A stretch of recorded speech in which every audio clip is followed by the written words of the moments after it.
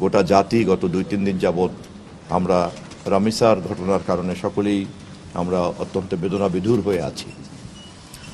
এবং আপনারা দেখেছেন যে জাতির এই রামিসা সহ এই ধরনের শিশু কিশোররা যারা নির্যাতনের শিকার হয়েছে এ পর্যন্ত, তাদের সকলের প্রতি জাতির এই স্নেহ, মায়া, মমতা এবং ঘটনাগুলির প্রতি শোক বেদনা ব্যক্ত করার জন্য মাননীয় প্রধানমন্ত্রী জাতির প্রতিনিধি হিসাবে ওই শোকার্ত এবং সংক্ষুব্ধ পরিবারের পাশে তিনি গিয়ে হাজির হয়েছেন।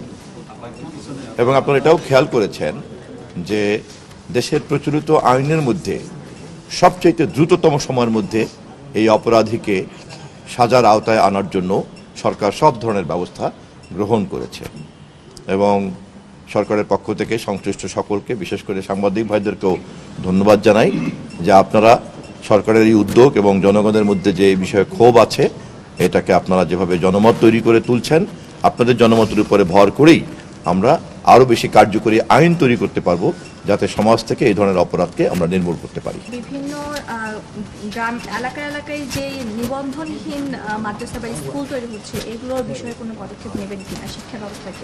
যে কোনো শিক্ষা প্রতিষ্ঠানের প্রসার আমাদের জন্য ভালো, তবে তা যাতে আমাদের নির্দিষ্ট কারিকুলামের মধ্যে এবং সব কিছুর মধ্যে নিয়মকানুন মেনে চলে। শিক্ষামন্ত্রী এবং শিক্ষা মন্ত্রণালয় ইতিমধ্যে এ বিষয়ে কাজ করছে।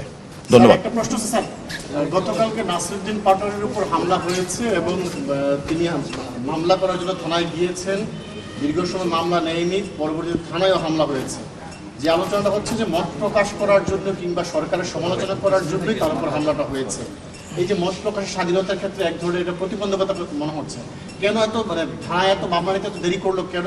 আপনারা এই বিষয়ে কি ধরনের খোঁজখবর নিয়েছেন? আমি নিজেও দৈনিক পত্রিকায় সংবাদটি পড়েছি।